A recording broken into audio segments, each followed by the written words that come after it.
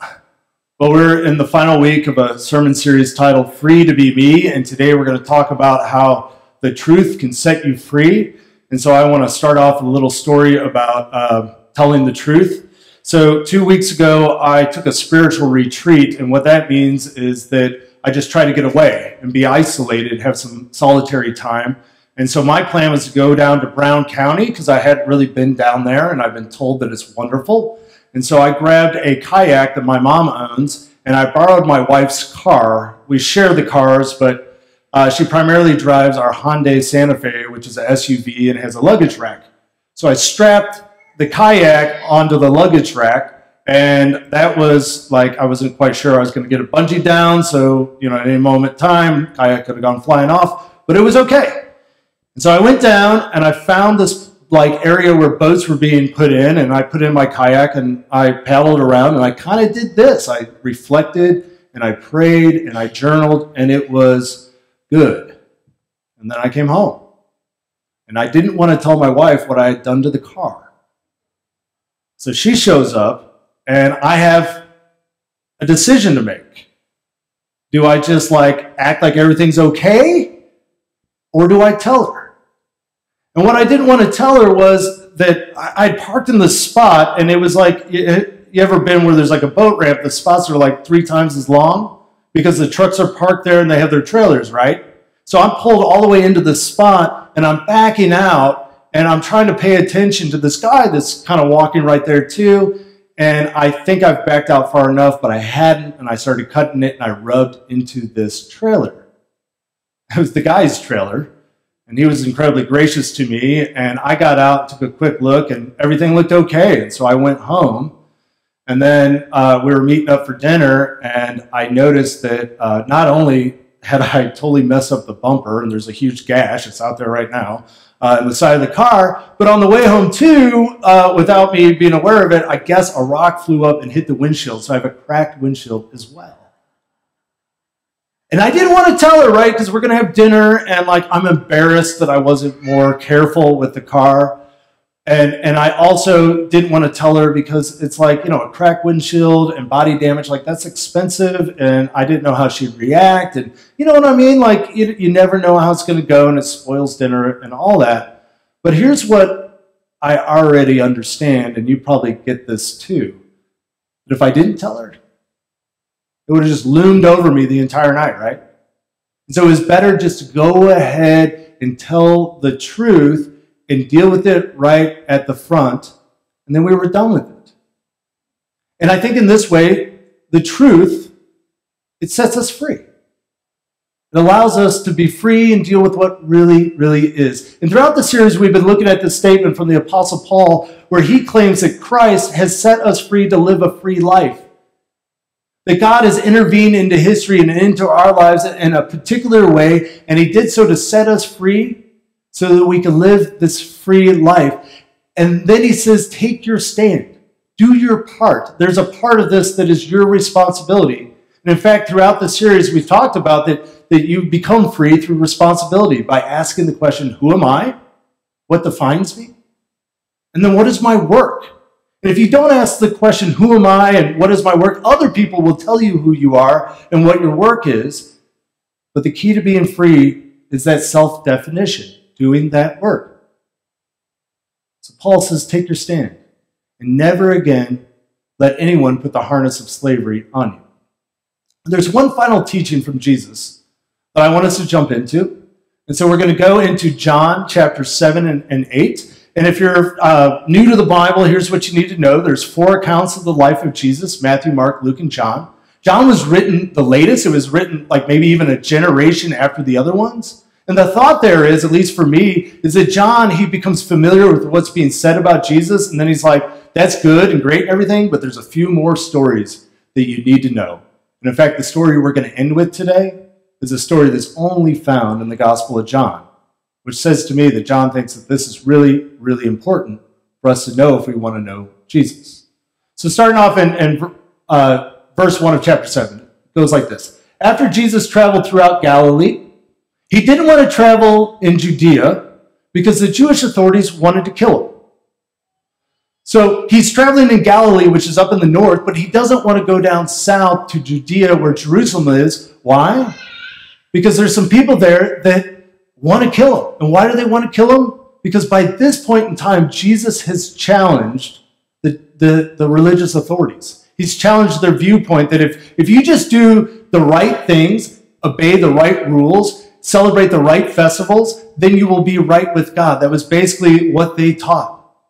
And Jesus began to challenge that over and over, and so much so that it was winning a lot of people over. And so this group of Jewish authorities, they just figured, if we can't quiet them up, we might as well kill them. And so Jesus, he's trying to avoid that. When it was almost time for the Jewish Festival of Booths, which you probably don't know what that's about, but let me tell you, the Festival of Booths, or the Feast of Tabernacles, it celebrates the Exodus, which is the story in the Old Testament, which is the story within the Jewish tradition of God freeing them from slavery. And at the heart of who the Jewish people are, at the heart of who Jesus is, and at the heart of the God that Jesus is teaching about is this God that liberates, that frees people from slavery.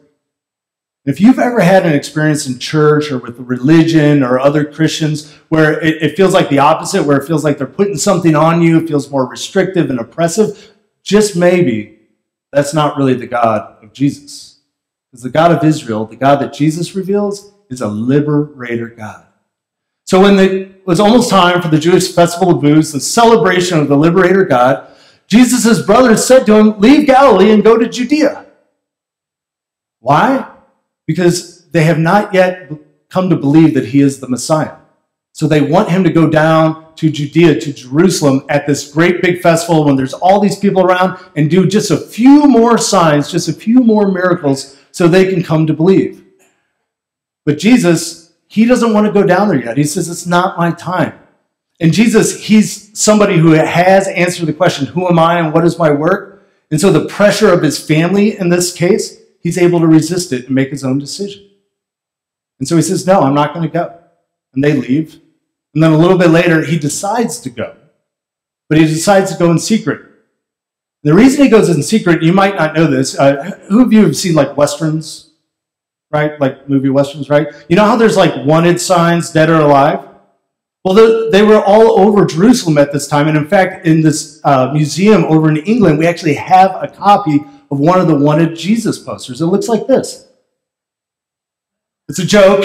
They didn't really exist. But I had to show this because you can't see it, but underneath him, the charges, it says illegal wine production, because he turned water into wine, right? Fraud, iconoclasm, healing on the Sabbath, and I love this one, fishing without a license. But he was a wanted man, and there was a real threat on his life. And so for the first half of the festival, John tells us that Jesus just remains quiet. He's incognito. But finally, he begins to teach. And a conflict begins to stir up. And the conflict, it goes on for a couple days, but the basic idea behind the conflict is really who is telling the truth? Is it Jesus? Is he telling the truth about God, about life, about who we are? Or is it the religious rulers? Is it the ones that are claiming authority and saying it's this, this, and this, just believe us? Who's telling the truth? And it's a real battle. And part of the crowd is believing the religious rulers because it's like there's got to be rules and it's got to be this sort of way, and we always grew up with it. And others are being persuaded by Jesus. And the conflict, it's intense. And on the second day, the final day of the festival, the 8th day, Jesus says this, talking to the crowds. You don't know me, and you don't know my Father. If you knew me, you would also know my Father. The reason you're struggling with whether or not I'm truthful, with whether or not I'm trustworthy, is because you don't really know me. And from time to time, I get into conversations with people at weddings and social events and other sorts of things, and they tell me, look, I'm not religious, I'm not spiritual, I don't believe in all that, I understand you're a pastor, I don't mean to be offensive, but, I don't believe it. And I go, okay, I get that. Like, there's reason to be skeptical, there's reason for doubt, like, this is tough stuff. But then I ask, so among Jesus' teachings, among the things that he says about life and how you should view it, what are the teachings that you struggle with? What are the things that are holding you back? And you know what they say? Nothing. Because they don't know him. They don't know his teachings. I've never had anybody come up to me and say, I don't believe in God because Jesus taught this. Because they don't know Jesus. They've never read the text. And you know what else I've observed and that has happened?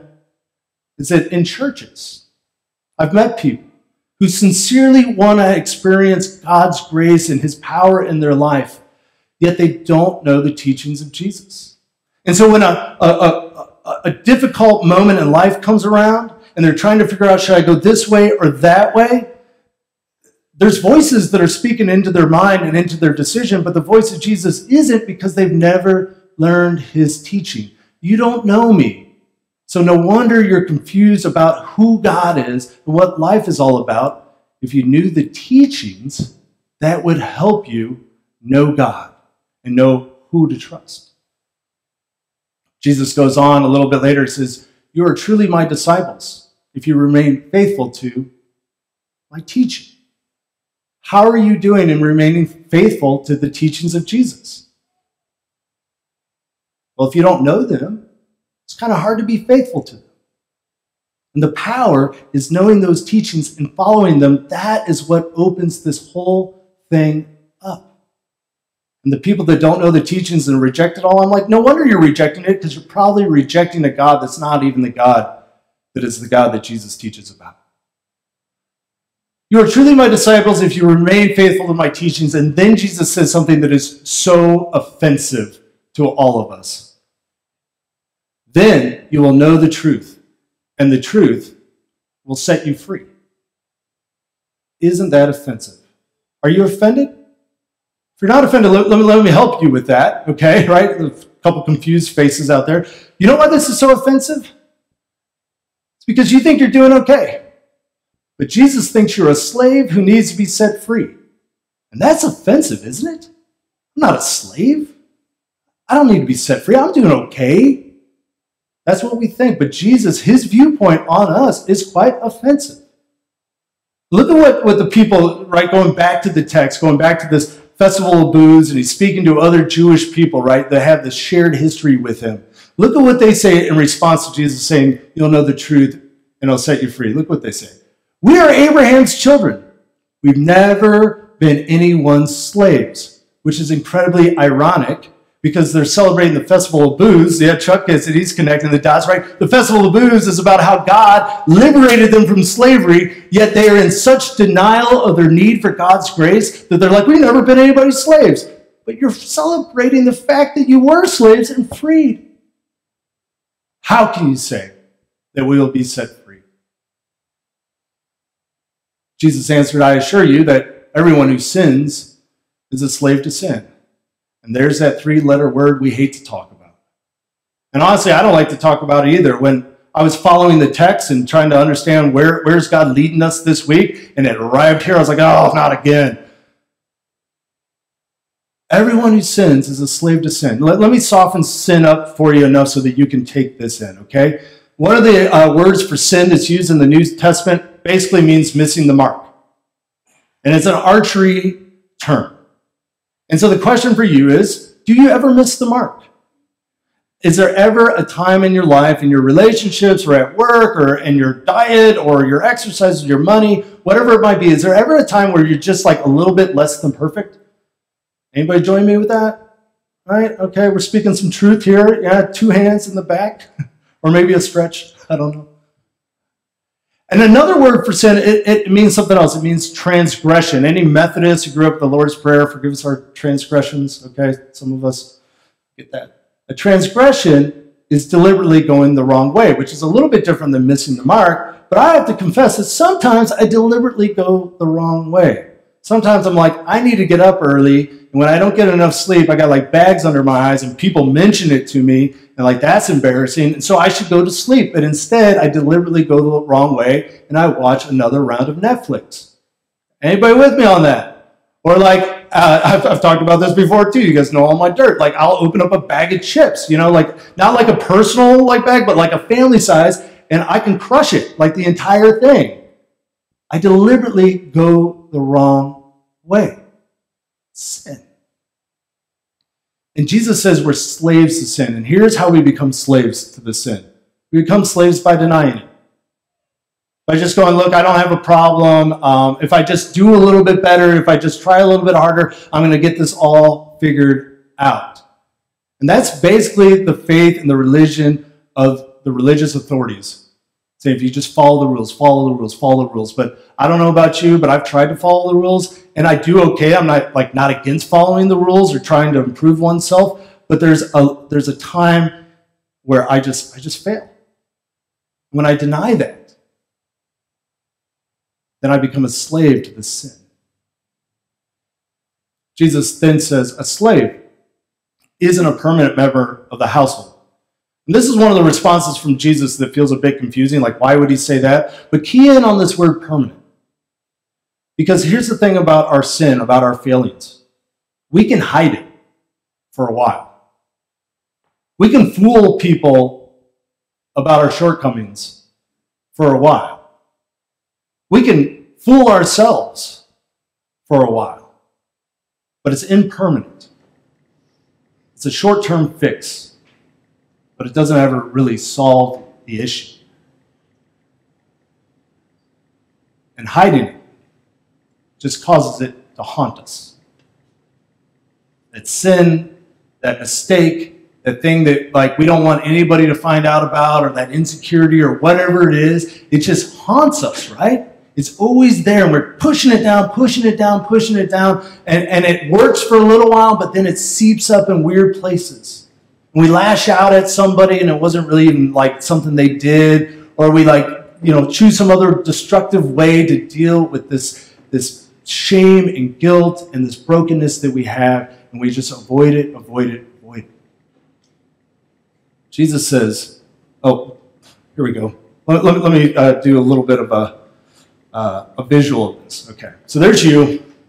I was getting ahead of myself. There's you. For the ladies, that is the silhouette of a ladies. Guys, just imagine yourself with long hair. Okay? So there you are. Life is going good. And then, something brings you into contact with your sin. The fact that you, miss the mark sometimes. The fact that you actually, choose to go the wrong way sometimes. We're trying to be honest here. We're all adults. Brings you into contact with your sin. And when that happens, you realize that sin equals death. Not always like a literal death, although sometimes our sin can lead to a literal death. But a smaller sort of death, a death of a broken relationship because I just lied and lied about the car and all this other stuff with my wife, and I'm killing the relationship. And so we know this, right? We've experienced this. My sin is going to equal death, and so what do? We run away at all costs. We don't run away from sin, right? Because I don't think that we can completely get away from it. But we run away from being responsible for it by denying that it's even happening, by avoiding talking about it, or my personal favorite, by blaming other people for it. Remember Adam and Eve? The woman you gave me made me do it. We blame others. And if we do that, what happens? It just makes it worse. And there's certain sins in our lives, certain addictions, certain ways of dealing with people, certain ways of projecting blame onto other people, that just overtake our lives, and it kills relationships and it breaks things. And it doesn't have to be that way for us. So back to this teaching of Jesus. A slave isn't a permanent member of the household. And then Jesus says, but a son is. And he's referring to himself. Therefore, if the Son makes you free, you really will be free. And how does the Son make us free? The Apostle Paul, who we started with in this message, he's the one that says that Christ set us free. He talks about that in his letter to the Galatians. And here's what he says about how the Son makes us free. It says, but when the time arrived that was set by God, the Father, God sent his Son, born among us of a woman, under the conditions of the law, that if you just do all the right things, you're going to be okay, that law, so that he might redeem those of us who've been kidnapped by the law. Paul is saying is that God has acted into history. And he's done something for us that we couldn't do for ourselves. He's redeemed. He's filled in the gap. He's taken care of the things that we have left undone. He's redeemed us, and he's freed us. Those of us have been kidnapped by this mindset that I just got to do better, do better, do better. Am I okay? Am I okay? Let me check with everybody else. And, and it's endless. And we become trapped by this. And the key here is this idea that we've been set free. That God has done something on our behalf. You see, our way of thinking is that we're freed by being good. Right? I mean, if you feel this way, I join you. Because it's hard to get around. Because so much about life is about being good and following the rules and scoring high on the test and doing the right things. And there's a part of life that I think that the Scripture and Jesus affirms that, yeah, you reap what you sow. That's a part of life. But we think that that's the key thing. If I just behave my way into God's grace, I'll get there. You know what that does? It either makes us just like endlessly chase it, or it forces us to deny the fact that we sometimes make mistakes. To avoid that and hide from it. God's way, though, is we're freed by receiving grace. Unmerited favor. And this is kind of hard to believe, which is why people struggle. But I do believe that it is the key to setting us free. This idea that there is this God, and that in terms of my relationship with God, in terms of my fundamental, am I okay, that God has made that our right through his grace, not because I deserved it or earned it or anything else, only and solely because of who God is. He gave me what I need. When you believe that, look at what is possible.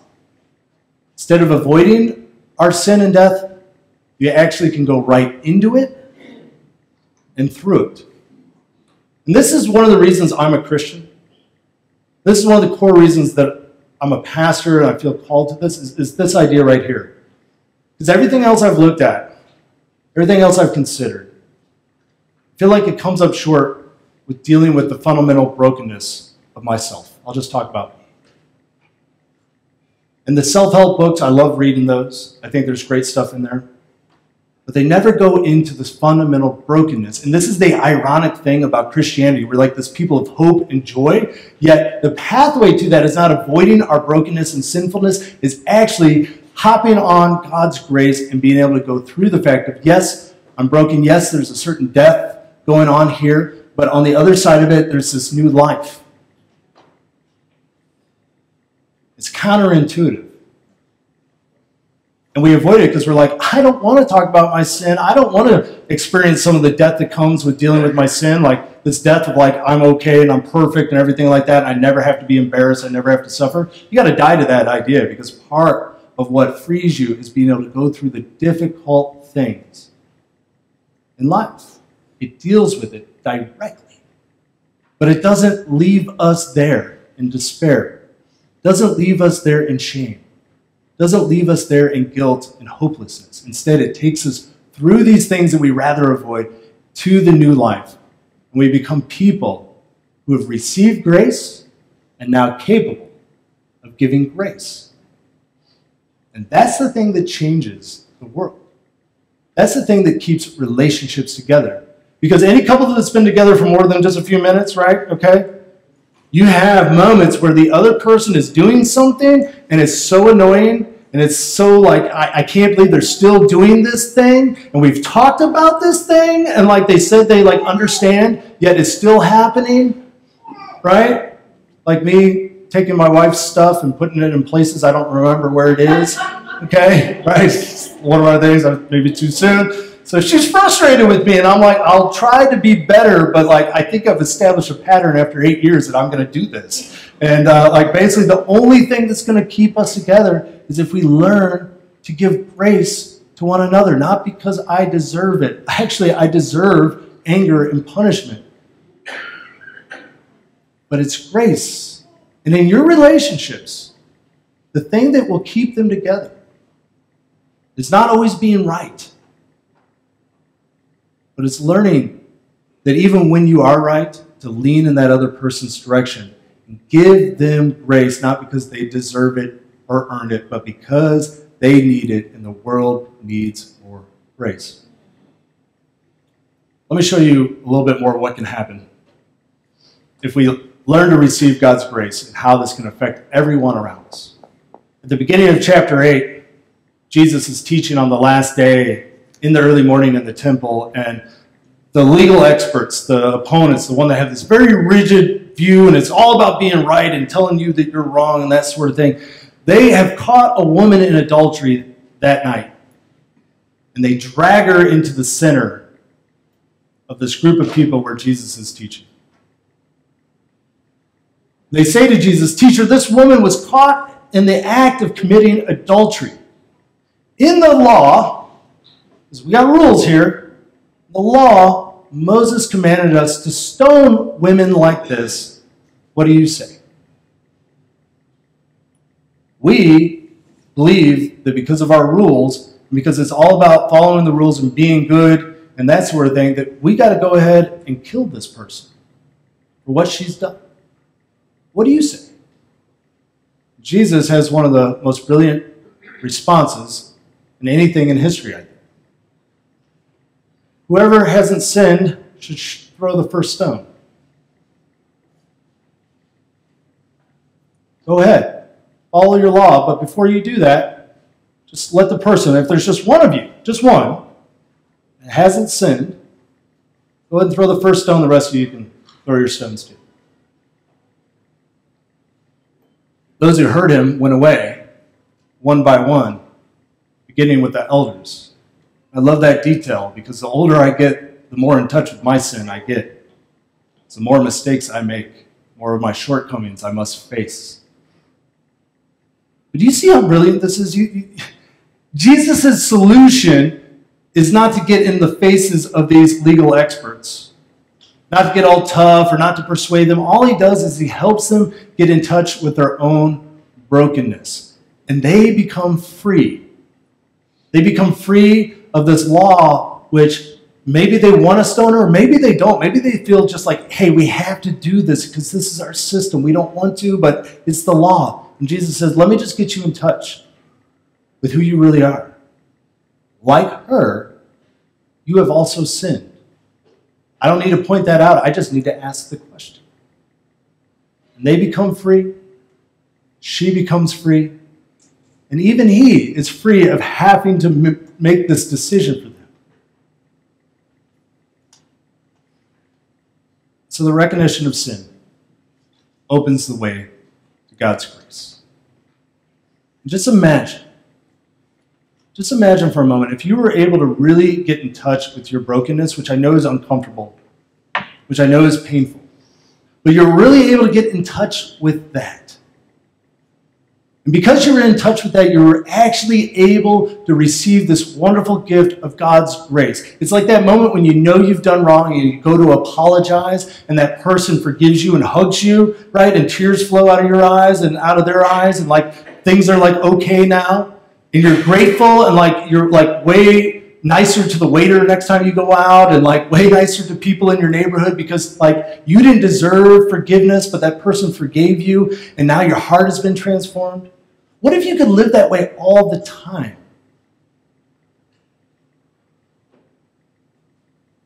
What if you let that in? Because this is what it's all about. We become free to give grace, unmerited favor, this thing that actually keeps relationships alive and changes the world. Because we first receive. Let us pray. God, I lift up each person here and ask, Lord, that they would have the courage to deal with their sinfulness. And that they would trust you enough not to stay there, but to move through it and receive your grace. For while it seems scary, it seems counterintuitive, it seems like something many of us, including me, don't really want to do. It is the way that leads to life, a free life. So help us to understand the teachings of Jesus, who wants to really deal with what's going on in us, so that we can be healed, so that we can become part of God's solution for this world. In Christ's name. Amen.